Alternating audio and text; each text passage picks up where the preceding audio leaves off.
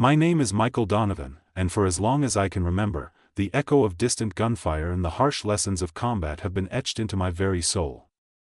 After years of serving as a Green Beret sniper in conflicts that blurred the lines between chaos and honor, I found myself at a crossroads that led me back to the rugged, sun-scorched lands of my childhood. I had left behind the dusty roads of Red Mesa, Arizona, with a heart heavy from the losses and memories of warfare. But the call of home, that inescapable pull to return to my roots, proved far stronger than the ghosts of my past. It was a blistering afternoon when I rolled my battered pickup truck through the faded arch of the old ranch gate. The land that stretched before me was both familiar and transformed by time. The sprawling fields and rocky outcrops of Red Mesa evoked memories of endless summers under the relentless Arizona sun, of long nights spent around a creaking wooden porch, and of the quiet determination that had once defined my family's legacy. Now, however, a palpable tension simmered beneath the surface, a tension that I could not ignore. The ranch house, though weathered and scarred by the years, still stood resolute against the elements. I stepped out of the truck, the gravel crunching under my boots as I surveyed the scene. Every crevice of the property told a story, of hardship, of resilience, and of a legacy passed down through generations. As I began to walk the familiar path towards the house, memories of my late father's stern yet compassionate guidance flooded back. I recalled the lessons he'd taught me about loyalty, about standing firm even when the odds were stacked against you. But as I drew closer, something seemed off, a prickle of unease that I couldn't quite shake off. The air felt charged, as if the wind itself carried whispers of imminent danger. I noticed a solitary figure in the distance, riding a sleek, black motorcycle along the edge of the property. The rider wore a leather jacket adorned with an unfamiliar insignia, a silver serpent coiled around a crescent moon. I recognized the emblem from my military days, a symbol used by a renegade group known in hushed tones as the Midnight Vipers. Rumors had circulated for years about their covert operations and their ruthless methods, but I'd never expected them to cast their dark shadow over my doorstep. I parked the truck near the barn, its creaking wooden doors a silent witness to my conflicted emotions. Inside, the cool shadows of the long-forgotten building embraced me, and I took a moment to reacquaint myself with the tools of my former trade. I wasn't just a man returning home, I was a soldier, a guardian honed by the discipline and precision of years spent in hostile territories. I retrieved a worn, yet meticulously maintained, sniper rifle from its hidden compartment in the barn wall. Although it had been months since I'd last taken aim under a starlit sky, the weight of the rifle in my hands stirred an echo of familiarity, a promise that my skills were still as sharp as ever.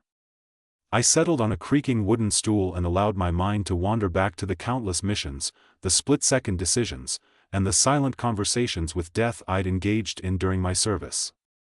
Those memories were not burdens, they were reminders of the unyielding resolve I carried within. But as the sun began its slow descent behind the rugged hills, casting elongated shadows over the land, I couldn't help but wonder what message the arrival of the rider truly portended. The silence of the evening was eventually shattered by the distant rumble of engines. I could see, with growing clarity, that the lone motorcycle was not alone. A convoy of similarly ominous bikes was making its way down the dusty trail, their engines a discordant symphony that heralded trouble. My pulse quickened, and my mind raced back to a time when every instinct screamed at me to be alert, to prepare for the unexpected. I methodically checked my gear, the rifle, a sidearm hidden in a leather holster at my hip, and a small arsenal of tools I had stashed away for moments exactly like this. Stepping out from the barn, I made my way to the porch, where the fading light played tricks with the long shadows. I leaned against the time-worn railing, my eyes fixed on the horizon where the convoy was drawing nearer. The leader of the pack, a tall figure with a gloved hand resting on the hilt of a gleaming knife, caught my attention. His gaze was hard, his expression unreadable beneath a battered cowboy hat. It was as though he carried the weight of every harsh decision that had brought him to this point, a man for whom mercy was a luxury long since abandoned. As the first of the riders dismounted and began approaching the front door, I felt the old familiar thrill of impending conflict stir within me. I wasn't naive enough to assume that these were mere wanderers with a curiosity about a deserted ranch. No, the Midnight Vipers had a reputation, and their arrival was a declaration, a silent, yet unmistakable, warning that they intended to assert control, to stake a claim on these lands and everything that belonged to it. My mind churned with thoughts of strategy and contingency. Every detail of the environment, the angles of the building, the natural cover provided by the surrounding scrub, the layout of the outbuildings, began to coalesce into a mental blueprint. I had been trained to observe, to adapt, and to neutralize threats with lethal efficiency. But as I stood there, absorbing the tension of the moment, I also remembered the promise I had made to myself when I left the military, that I would use my skills not for destruction, but for protection. Protecting the land that had given me so much, and preserving a way of life that was rapidly disappearing beneath the weight of modern chaos. A chill that had nothing to do with the cooling air crept up my spine as the riders drew closer. Their footsteps, the clanking of their gear, and the low murmur of their voices formed a dissonant counterpoint to the natural sounds of the desert at dusk. I could see the glint of anticipation in their eyes, a reflection of the violent resolve that I had witnessed far too often on the battlefield. This was a man's world, where power was measured in grit and determination, and where every inch of ground was fought for with blood and sweat. I took a deep breath, steadying myself as the sun dipped lower, bathing the landscape in a surreal, almost otherworldly light. In that moment, I realized that the simple act of returning home had transformed into something far greater than nostalgia or duty. It had become a battle for the soul of Red Mesa. I was no longer just Michael Donovan, the veteran with a storied past. I was the guardian of this land, entrusted with the responsibility to defend it against those who sought to exploit its beauty and its history for their own gain. As the first rider reached the porch and knocked heavily on the door, a calm determination settled over me. I had faced danger before, and I knew that the coming hours would test every ounce of my training and resolve. With a final glance at the fading daylight and the approaching storm of riders, I squared my shoulders, prepared to meet fate head-on, and whispered a silent vow to the land and to myself: I would not let the darkness win. As the heavy knocks on the porch faded into an eerie silence, I retreated back into the cool, dim interior of the old farmhouse. Every creak of the wooden floor beneath my boots was a reminder that this house, with all its creaks and whispers, had seen generations of my family stand strong in the face of adversity. Yet tonight, the building felt like a fortress under siege, its walls absorbing the tension that now clung to every shadow. I settled in the small study, a room lined with faded photographs, dusty books, and relics of a bygone era. The soft glow of a single lamp cast long, wavering shadows across the room as I began to gather my thoughts. Outside, the desert night was growing colder, and I knew the riders were not merely idling, they were strategizing, waiting for the right moment to make their move. I reached for an old map of the property, its paper brittle with age, and spread it out on the time-worn oak desk. My mind raced, piecing together every vantage point, every hidden nook of this land, as I tried to devise a plan of defense. The first step was clear: I needed to secure the perimeter. I had spent many years in the field, learning to predict enemy movements and lay ambushes where they would least expect them. I retrieved a small arsenal from the storage closet, a collection of tools that included a few makeshift traps, extra ammunition for my sidearm, and even a couple of old, but still lethal, high-powered rifles from my days as a sniper. Each piece was a token of survival, a promise that I would not let my family's legacy be tarnished by the greed and cruelty of these invaders.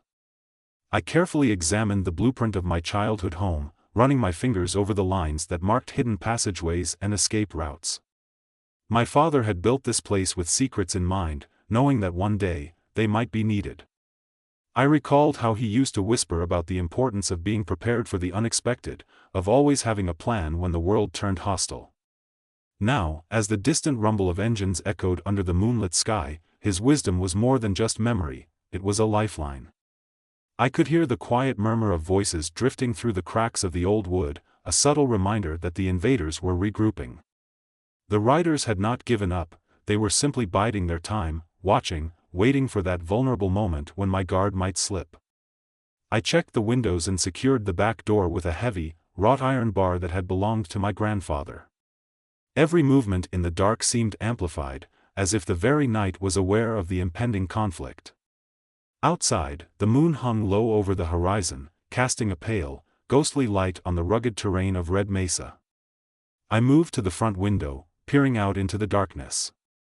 The motorcycles had formed a loose ring around the property, their headlights flickering like the eyes of predators in the wild. I could see the silhouettes of men dismounting from their bikes, their movements methodical and calculated. They were searching for any sign of weakness, any gap in my defenses that they could exploit. In the distance, I could just make out the leader of the Midnight Vipers.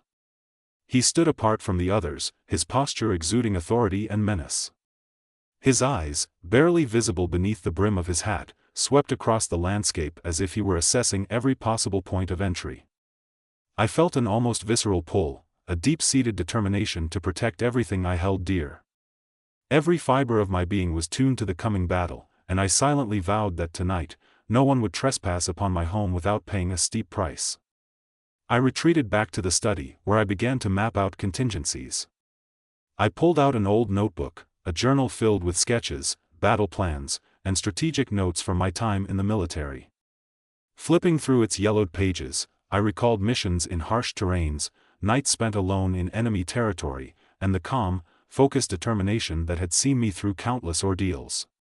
Those memories, once forged in the crucible of combat, now took on a new meaning.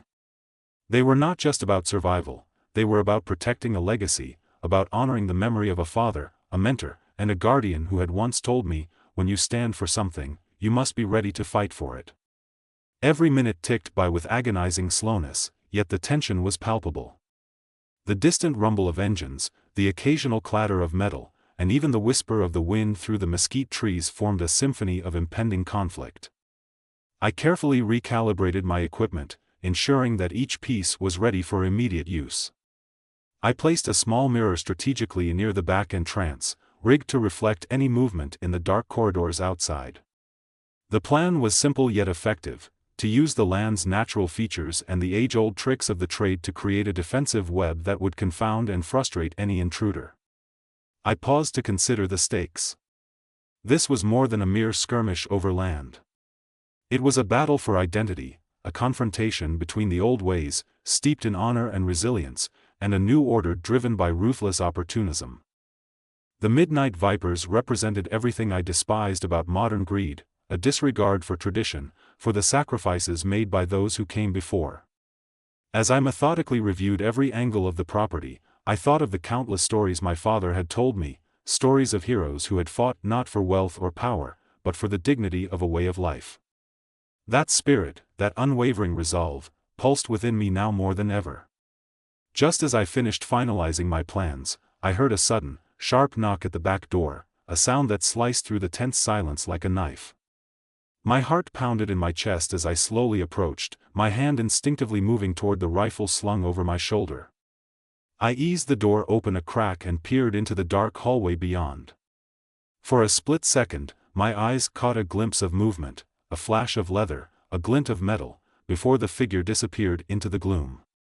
It was a reconnaissance scout, I realized, sent ahead by the Vipers to test my defenses.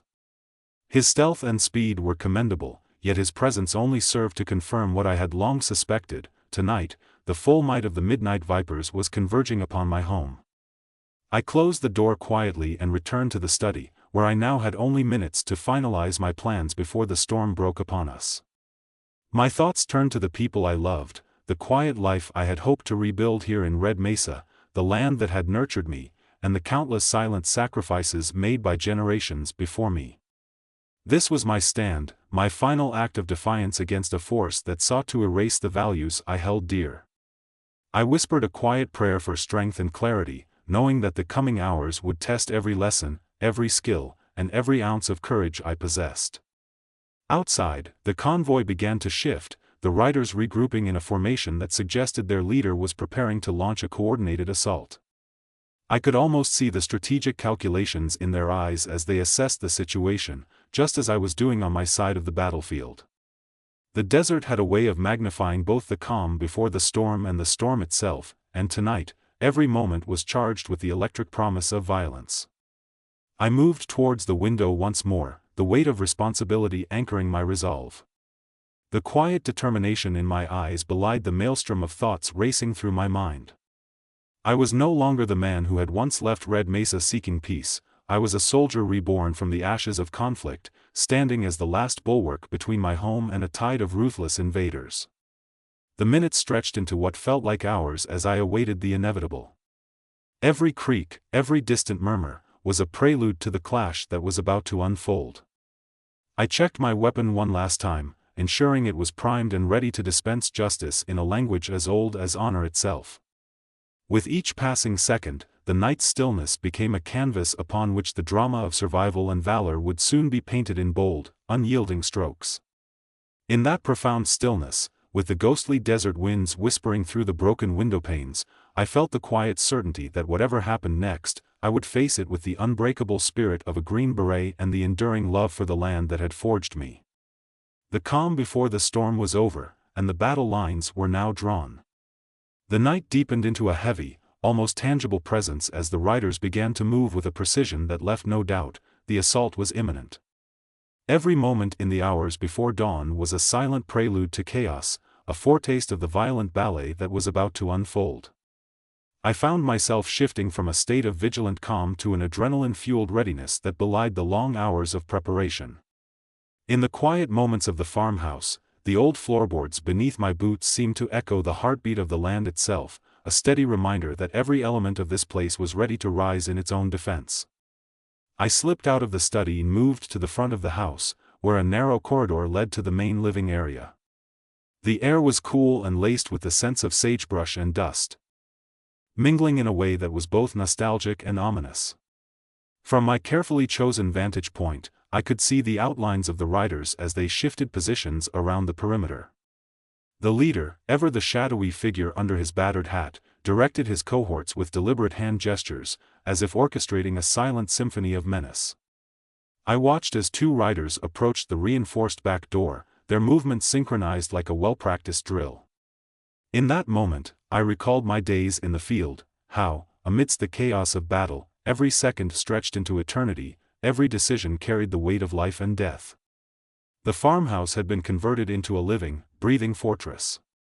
I had placed makeshift barricades at every conceivable entry, and rigged several improvised traps using nothing more than old, rusted barbed wire, tripwires, and even a couple of antique dynamite sticks salvaged from the barn. Each element of the defense was a calculated risk, a balance between preserving the sanctuary of my childhood home and repelling an enemy that sought to conquer it. A sudden, sharp noise, almost imperceptible at first, alerted me to the first sign of contact. The soft clatter of boots on gravel signaled that the Vipers had initiated their attack on the rear defenses. Without hesitation, I took aim with my rifle, the cold metal of the barrel a familiar reassurance in the murky gloom. The snap of a trigger, followed by the retort of a distant gunshot, cut through the silence like a clarion call. The air erupted in the first chaotic moments of combat. A brief but piercing flash of light accompanied the sound of ricocheting rounds as my carefully prepared traps began to do their work. Outside, the situation was unfolding with a disconcerting blend of calculated aggression and desperate improvisation. I could see one of the riders, a young man, no more than a boy hardened by circumstance, halt in his tracks as he encountered one of my hidden tripwires. He stumbled, his fall muffled by the soft, unforgiving dust of the desert, and a brief scuffle ensued before the unforgiving reality of the trap claimed him. This was no mere raid, it was a calculated attempt to destabilize my defenses and force an entry into the sanctum of my heritage. Inside, the farmhouse seemed to hold its breath.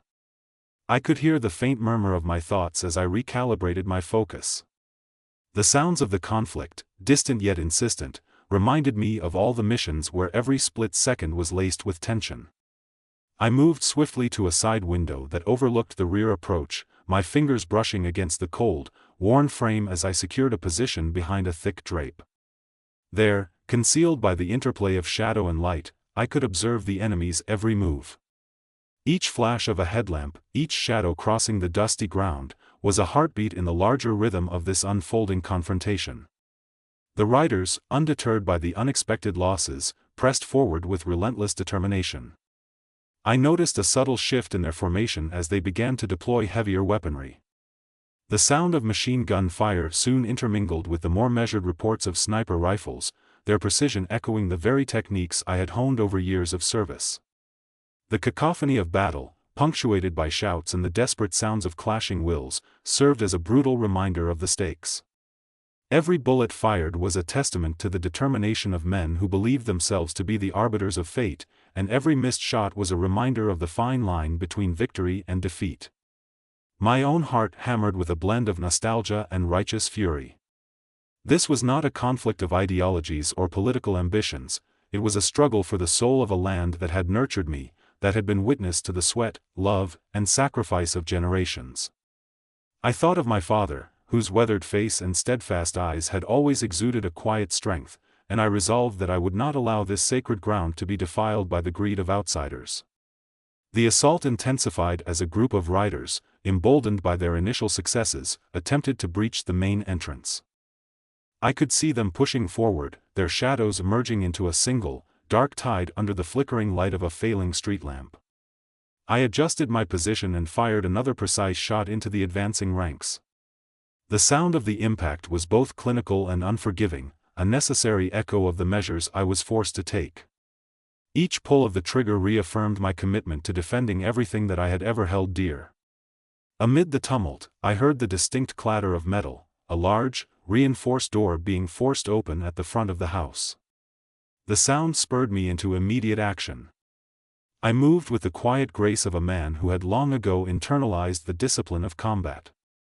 I darted across the shadowed hallways, my movements fluid yet deliberate.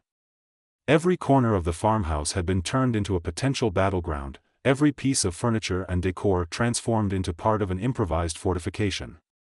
In the dim light, I could almost feel the presence of my ancestors urging me on, their silent voices mingling with the hum of the desert wind outside. I reached the living room just as the door burst open, and a handful of vipers spilled into the space like dark specters. Their eyes glinted with malice, and in that moment, time seemed to slow. I remembered the countless hours of training, the dogged persistence that had seen me through the worst of humanity's conflicts. With a swift, calculated movement, I took cover behind a sturdy oak table, its surface scarred with the remnants of past struggles. I could see the leader of the intruders now, his eyes cold, his stance predatory, and I knew that this man, this embodiment of unbridled ambition, was the true adversary. The clash within the walls of my sanctuary was as fierce as the battle outside. Bullets whizzed by, splintering the silence into a chaotic melody of violence and desperation. I fired methodically, each shot a calculated whisper of retribution. In the midst of the fray, I moved through the haze of smoke and shattered glass with the unwavering focus of a seasoned warrior. The farmhouse, though battered by the onslaught, stood firm as an emblem of the enduring spirit that had nurtured my family for generations. Every room, every corridor became a stage for the unfolding drama. I maneuvered through the maze-like interior, dispatching foes with the efficiency born of years in conflict. The darkness of the night was now illuminated by sporadic bursts of gunfire, the rhythmic cadence of combat punctuating the silence. I was no longer simply defending a building, I was defending the memory of a life, the hope of a future where the past and the present could coexist in harmony.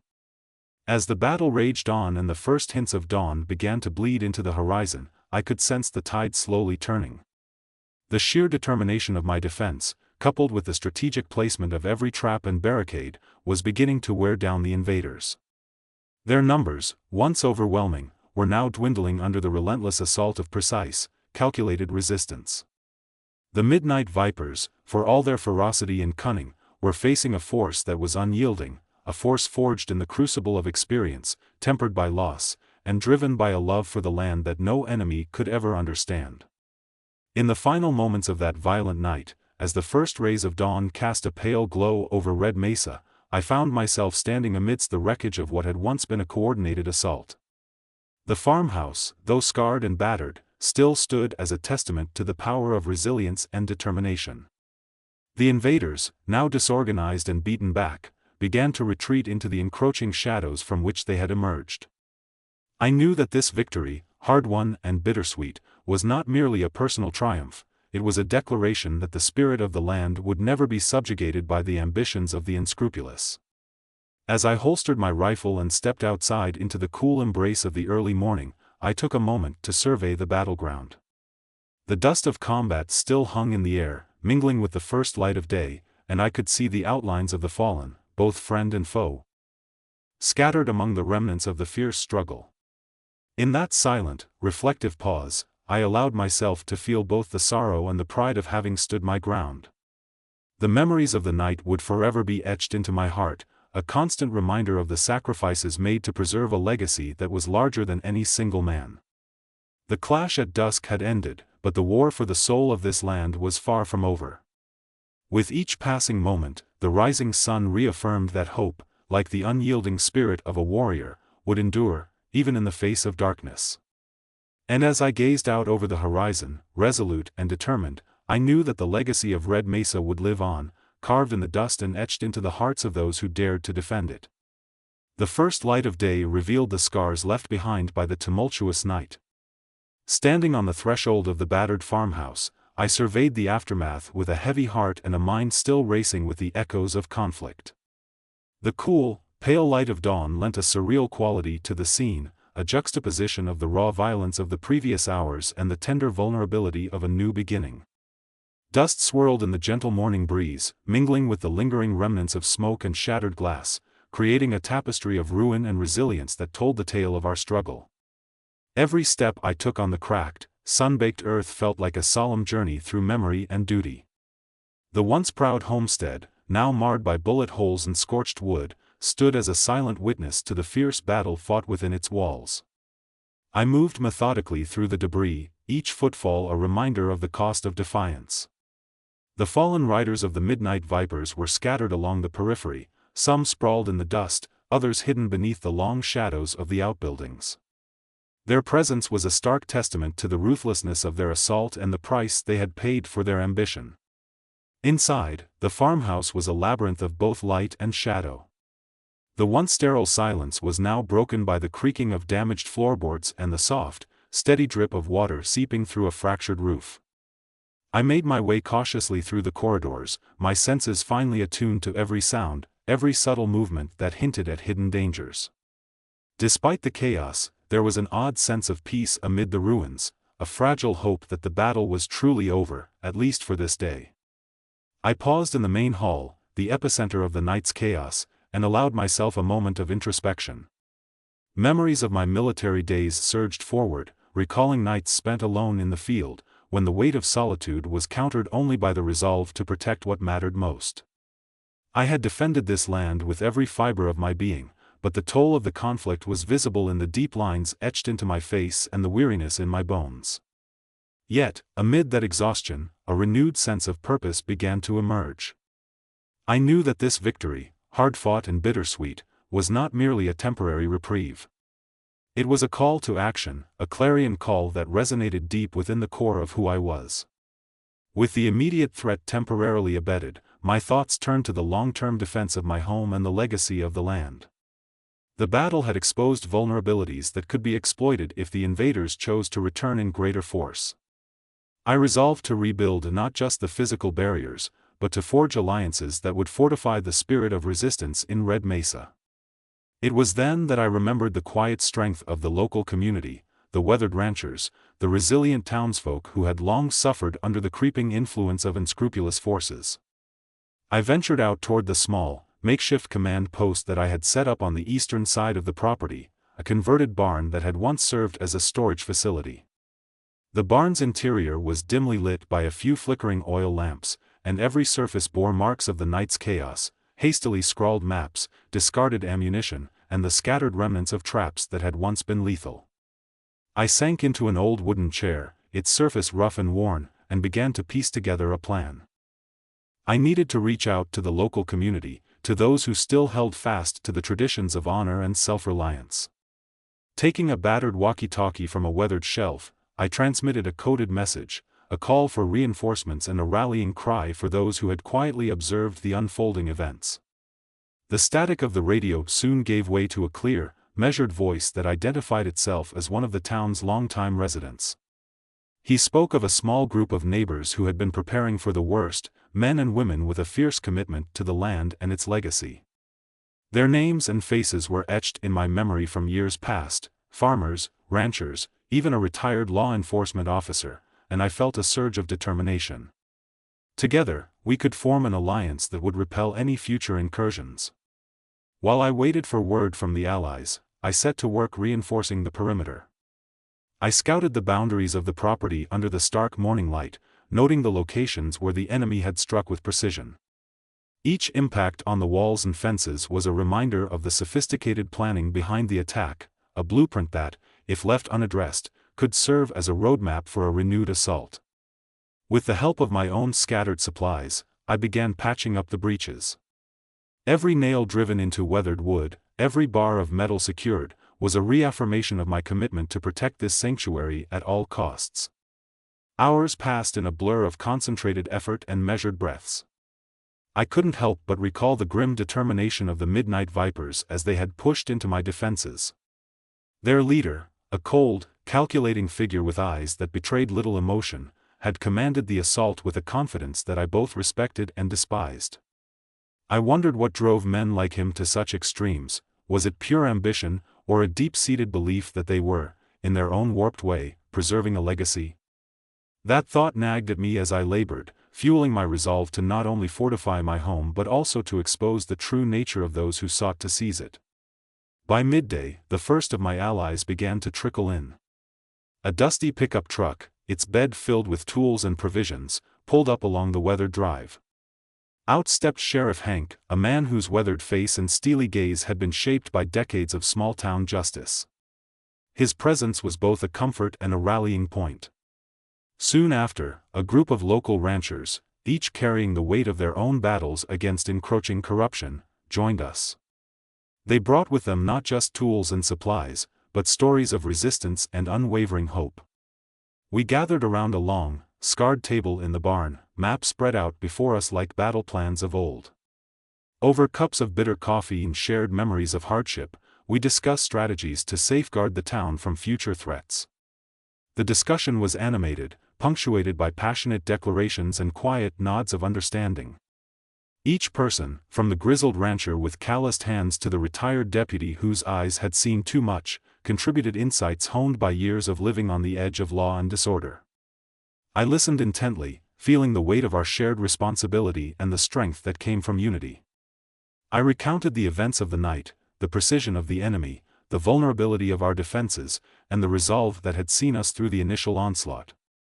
My voice, steady yet laced with the memories of loss and valor, carried across the room and resonated with every listener. They knew that the fight was far from over, that the battle for the soul of Red Mesa was only just beginning. Yet, as we forged our plans and shared our resolve, there was an unmistakable sense that we were not alone in this struggle. The land itself seemed to whisper promises of renewal and resistance, urging us onward. In the days that followed, we worked tirelessly to rebuild our defenses. We patched up the wounded walls, cleared away the debris, and re-established a network of lookouts and early warning systems. Every evening, as the sun dipped below the horizon and painted the desert in hues of fire and gold, we gathered to share our progress and honor those who had fallen. Their sacrifice became the bedrock upon which we built our renewed determination, a testament to the enduring spirit of a community unwilling to succumb to tyranny. Throughout these efforts, I found myself reflecting on the strange, cyclical nature of conflict and peace. The echoes of the night's violence mingled with the hopeful chatter of my allies, creating a symphony that was both mournful and uplifting. I realized that my journey, once defined solely by solitary vigilance, had transformed into something far greater, a collective stand for a way of life that cherished honor, tradition, and the unyielding bond between man and land. As twilight descended on another hard-won day, I stood once more at the edge of the property, the renewed perimeter gleaming faintly in the fading light. The air was filled with the promise of another battle, a promise that if darkness ever sought to encroach upon our home again, we would be ready. In that quiet moment, I allowed myself a brief, bittersweet smile, knowing that while the road ahead was uncertain, the legacy of Red Mesa, and the alliances forged in the crucible of resistance, would endure. The community's renewed vigor had sparked a flame that refused to be extinguished, and now, with the desert sun climbing high over Red Mesa, the battle for our future entered an unforeseen phase. I woke early that morning to the soft hum of activity outside the barn-turn command center. The once quiet homestead was now a hive of determined souls, each busy with tasks that would fortify our position for any further assault. The air was heavy with dust and resolve, and as I stepped out, I felt the weight of destiny pressing upon my shoulders. Every face I passed told a story, etched by the hardships of life in the rugged outskirts of Arizona. They bore the marks of men and women who had long fought against forces that sought to exploit our way of life. Sheriff Hank was already inspecting the newly secured perimeter, his eyes scanning every detail with a practiced, unyielding gaze. The ranchers, dressed in worn denim and flannel, worked together to mend broken fences and reinforce vulnerable spots along the boundary, while a small team, including a former military medic, organized first aid for the wounded.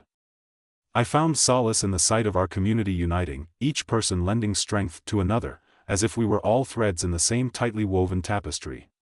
As I walked back toward the command post, I recalled the events of the previous night with a mix of grim satisfaction and lingering sorrow. The fierce confrontation had been a baptism by fire, a reminder that peace was a fragile construct, easily shattered by greed and ambition. I paused for a moment by the barn's weathered door, my mind drifting back to the fierce echoes of gunfire, the palpable tension, and the clamor of desperate survival. It was in those chaotic moments that I had rediscovered a truth I had long tried to bury, that the protection of one's heritage was not just a duty, but a sacred calling. I steeled myself with that thought as I re-entered the barn, where a hastily drawn map of the region now lay spread on a long, scarred table, marked with potential routes of enemy approach and the positions of our allies. In the quiet murmur of strategic discussions, a piercing alert came over the radio, a crackling transmission from one of our lookout posts on the northern ridge. The message was terse, yet the urgency in the voice left no room for misinterpretation. A larger contingent of hostile forces was moving in from the horizon, their numbers swelling like a dark tide that threatened to engulf us. The Midnight Vipers were not content with their initial assault, they were regrouping, gathering reinforcements from deeper within the arid expanses of the desert. I felt a shudder run down my spine as I listened to the update. We had prepared for this possibility, but the enormity of the challenge was starkly evident. Time seemed to slow as I moved swiftly to the communication station in the barn's far corner. The crackle of static gave way to my own measured voice as I relayed the alarming news to the assembled group. In response, a murmur of determination rippled through the room. Plans were quickly redrawn, and positions reassigned with the precision of a seasoned commander orchestrating a counteroffensive. We were outnumbered, but every man and woman present had something more formidable than brute strength, an unbreakable spirit forged in the crucible of survival and an intimate connection to the land we swore to protect.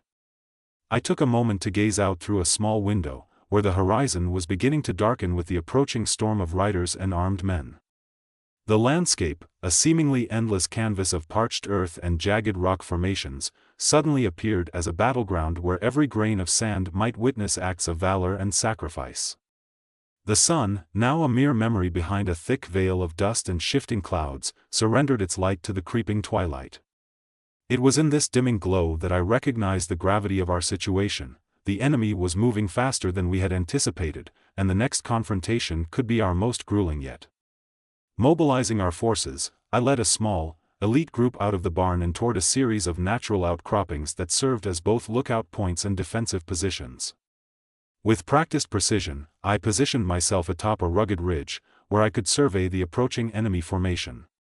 From this vantage, the world seemed to narrow down to the silent, creeping advance of the hostile forces across the barren plains.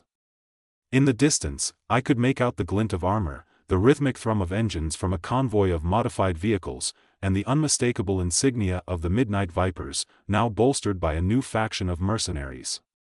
Their numbers were daunting, and the sight threatened to rattle even the steadiest of hearts. I adjusted the scope on my rifle, my hands steadied despite the adrenaline coursing through me. Every fiber of my being reminded me of the countless hours spent honing my skills in the unforgiving terrains of conflict, a past that now served as the backbone of my resolve.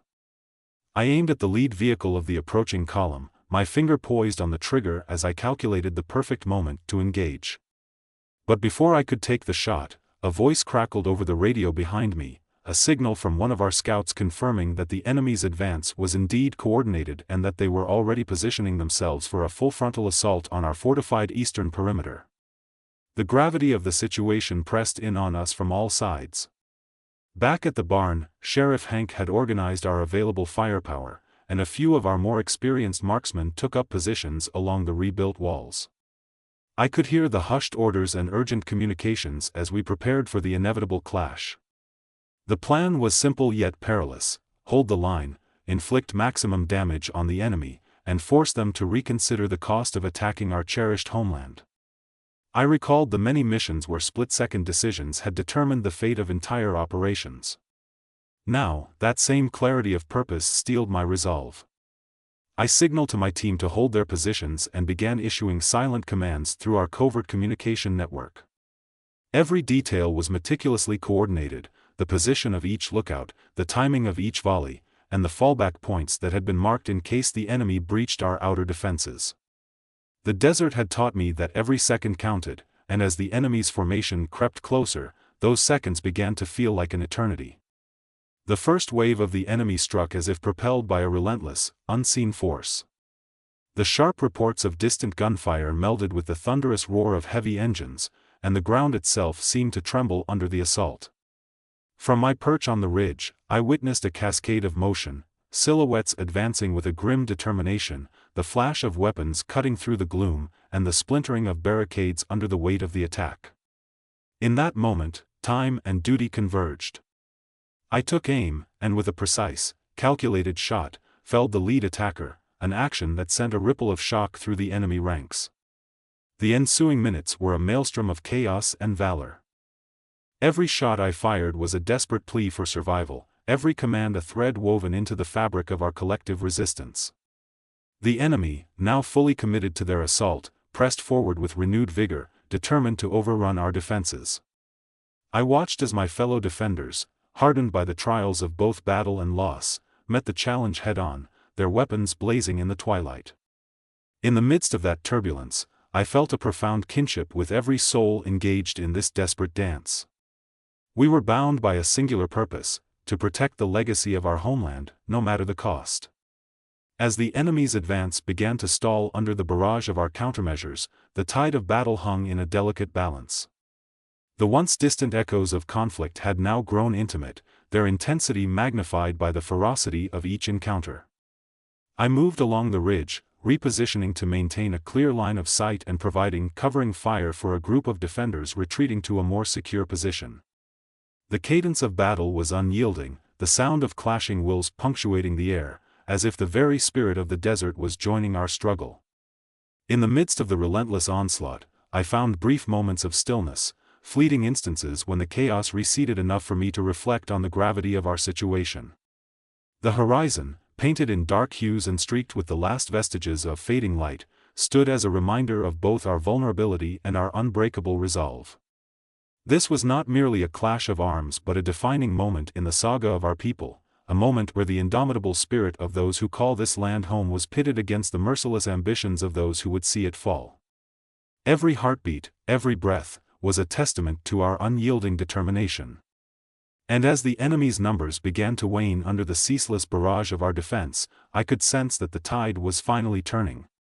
The relentless horizon, once a symbol of impending doom, now seemed to herald the promise of survival and the dawn of a hard-won victory. But even as hope began to stir amidst the chaos, I knew that this was only one chapter in a long, arduous struggle, a struggle that would test our limits and demand sacrifices that none of us had ever imagined. In that unforgiving moment on the ridge, with the echoes of battle and the voices of my allies merging into a singular call to arms, I made a silent vow. No matter how relentless the enemy's advance, no matter how dark the horizon, I would stand resolute, armed with the lessons of the past, the strength of my community, and the unyielding spirit that had carried me through countless trials. For the legacy of Red Mesa, for the honor of our ancestors, and for the future of every soul who called this harsh land home, we would fight until the very end. The battle had reached a fevered pitch, and the desolate plains of Red Mesa bore witness to an epic struggle that blurred the lines between hope and despair. As twilight deepened into a murky haze of approaching night, I found myself pressed against the rugged outcroppings of the ridge, my eyes fixed on the enemy as they regrouped for another wave. The earlier clash had sapped some of their momentum, and for a fleeting moment, the desert seemed to hold its breath. In that brief pause between violent surges, the truth of our situation crystallized. We were no longer merely fighting to repel an invasion, we were battling for the very soul of our land. From my elevated perch, I could see the enemy's formation spread out like a dark ocean rolling steadily towards our fortified line. The midnight vipers, emboldened by fresh reinforcements and fueled by an unquenchable ambition, were advancing with renewed vigor. Yet, even as the tide of attackers surged forward, a subtle shift in the wind of fate began to manifest. The local allies who had rallied in our defense, the steadfast ranchers, the weathered lawman Sheriff Hank, and the brave souls who had answered the call of duty, had started to take the offensive in their own right. In the barn-turned command center, the hum of urgent activity was unmistakable. Maps were redrawn on scarred wooden tables, and radios crackled with tactical orders. I could hear the measured voices of my comrades, each one contributing to a strategy that was as much about resilience as it was about retribution. The renewed unity among us was palpable, a potent antidote to the encroaching despair that threatened to overwhelm our hearts. It was as though every man and woman on that rugged stretch of earth had become a living embodiment of the spirit of Red Mesa, a spirit that refused to be subdued. I took a deep, steadying breath and shifted my focus back to the ridge. The enemy's new approach was different this time. Their heavy vehicles now advanced in a coordinated pincer movement, aiming to encircle our defenses and crush any semblance of organized resistance. I knew that to counter such a maneuver, we had to disrupt their lines and sow chaos in their ranks. Drawing on the discipline and cunning honed over years of combat, I signaled to my team to hold firm and prepare for a precise counterstrike. My pulse pounded in rhythm with the distant thud of enemy engines, each beat a reminder that the coming moments would decide the fate of everything we had fought to protect. As the first wave of enemy combatants crested the distant dunes, a resounding volley of gunfire erupted from our concealed positions. The crack and pop of firearms were interwoven with the shrill reports of sniper rifles, a chorus of defiance that reverberated across the barren landscape. I squeezed the trigger of my own rifle with measured resolve, the scope of my weapon fixed on a target that emerged from the dust, a scout, perhaps, sent to probe our defenses. In that moment, time seemed to slow, the chaos of battle distilled into a series of deliberate, calculated actions that had been honed through countless trials on far-flung battlefields. The enemy's ranks began to falter as our precise shots and well-timed explosions disrupted their coordinated advance. I could see the confusion flicker in their eyes as they attempted to regroup, their rigid formations splintering under the relentless barrage. Yet, amid the chaos, the enemy leader, a gaunt, resolute figure with eyes as cold as the desert night, moved with an almost spectral grace. He was clearly the linchpin of their assault, orchestrating the assault with a confidence that belied the mounting disorder among his men. Recognizing that his presence bolstered the enemy's resolve, I resolved to target him directly. Navigating through the shifting cover provided by rocky outcrops and the remnants of hastily constructed barricades, I advanced along a narrow path that had once been a forgotten trail. The ground was treacherous underfoot, littered with the debris of the earlier skirmish, shattered glass, twisted metal, and the silent markers of previous sacrifices. Every step forward was a reminder of the perilous balance between courage and recklessness. The distant echoes of battle grew louder, melding with the natural symphony of the desert, the rustle of wind through sagebrush and the low moan of shifting sand. Drawing nearer to the enemy's command post, I paused behind a large boulder to assess the situation. The enemy leader, flanked by a contingent of his most loyal fighters, was issuing orders in clipped, deliberate tones that carried a sinister authority. The air around him seemed to shimmer with an almost palpable intensity, a manifestation of his will to impose order amid the chaos of war. I steadied my breathing, my finger tightening on the trigger as I aligned my sights with a clear shot. With a deep exhalation that carried the weight of all my past battles and all the hopes of those who had gathered here to defend their home, I fired. The shot rang out, a single, echoing crack that cut through the cacophony of conflict like a clarion call.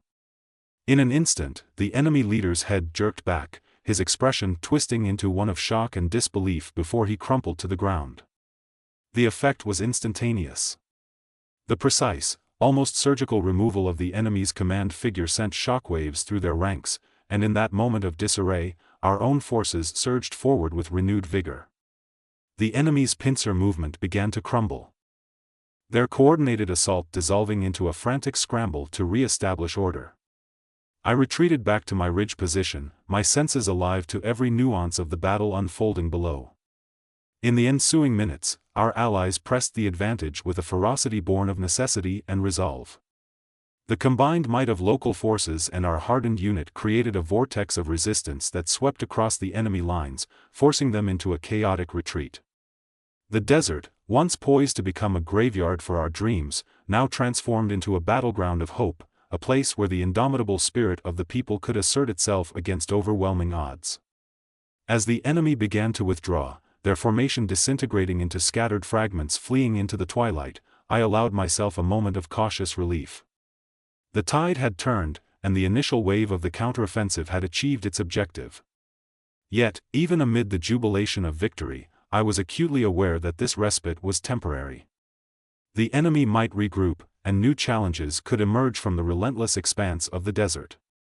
The fight for Red Mesa was far from over, it was merely entering a new, uncertain phase where every decision could mean the difference between survival and annihilation. I returned to the command post, where the air was thick with the murmurs of weary but resolute voices.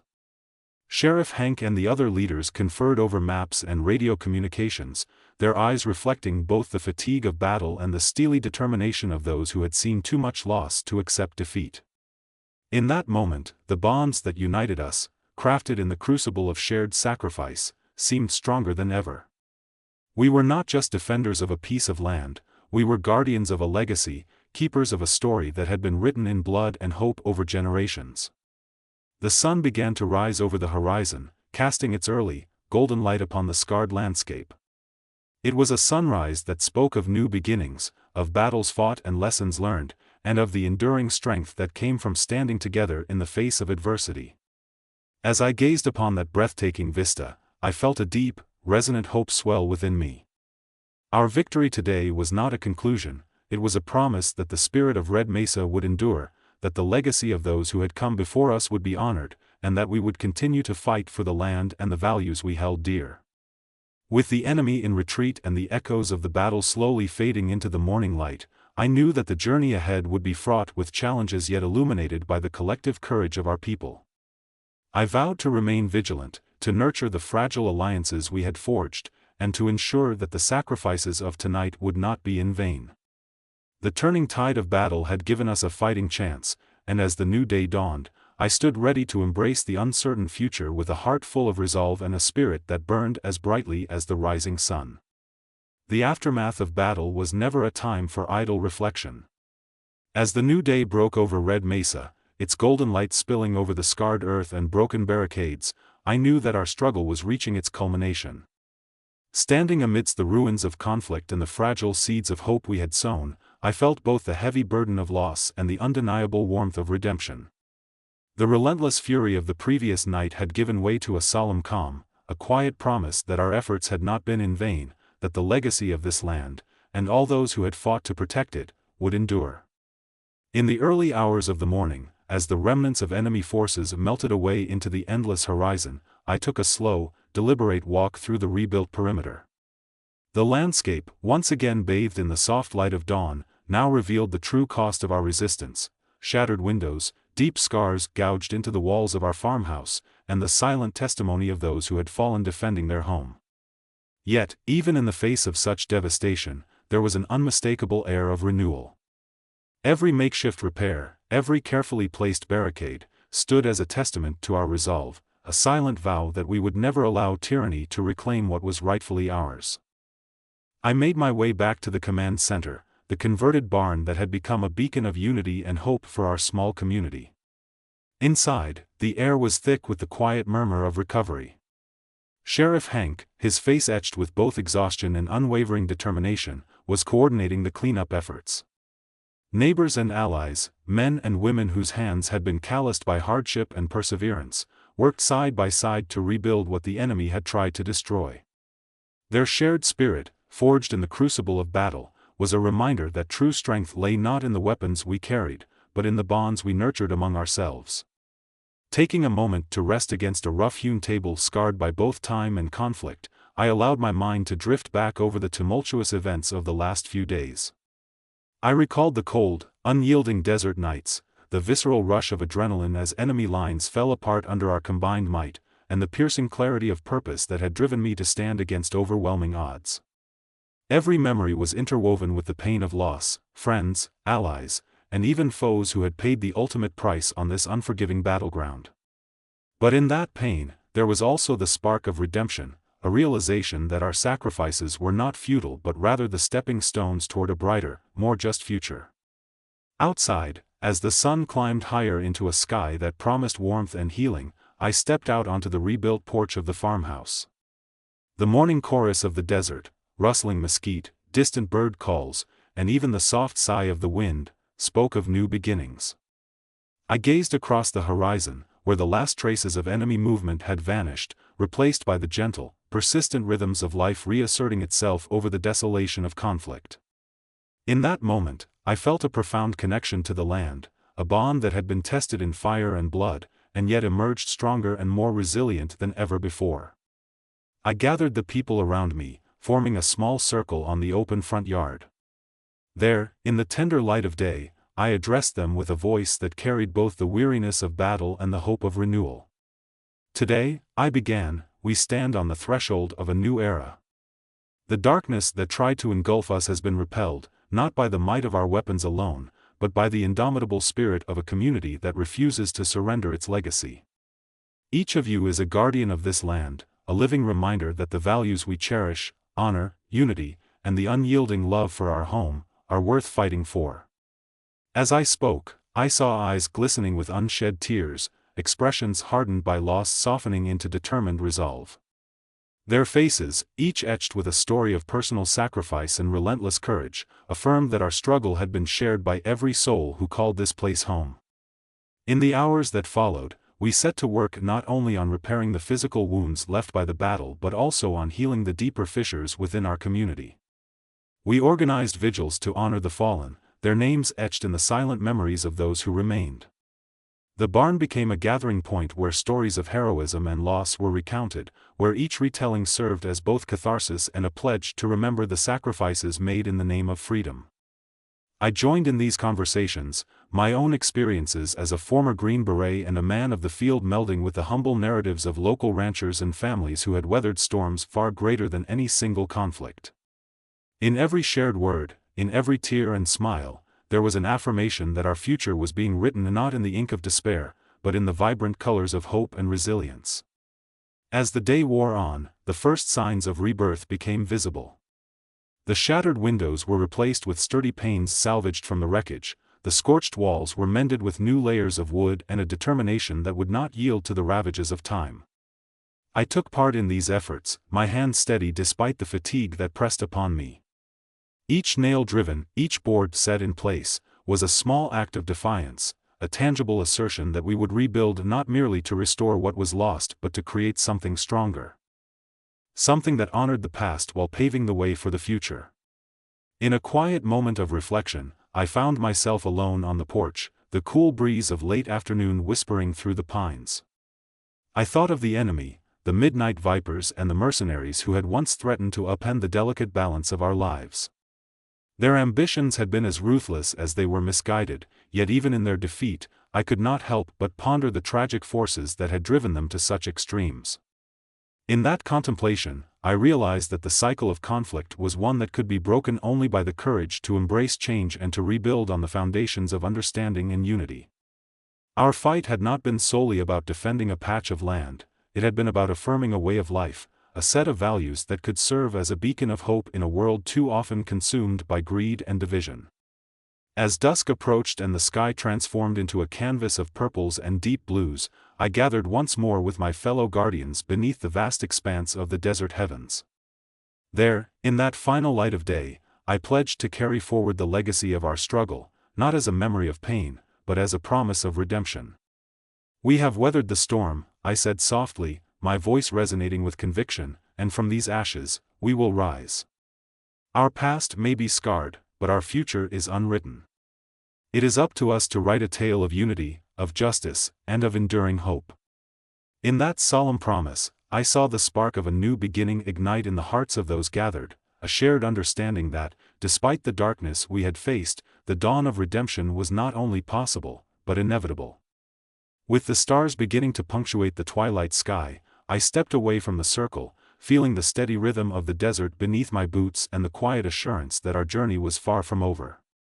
Each step forward was a testament to the resilience of the human spirit, a silent declaration that as long as we cherished the values of honor, courage, and community, no force in this world could ever truly defeat us.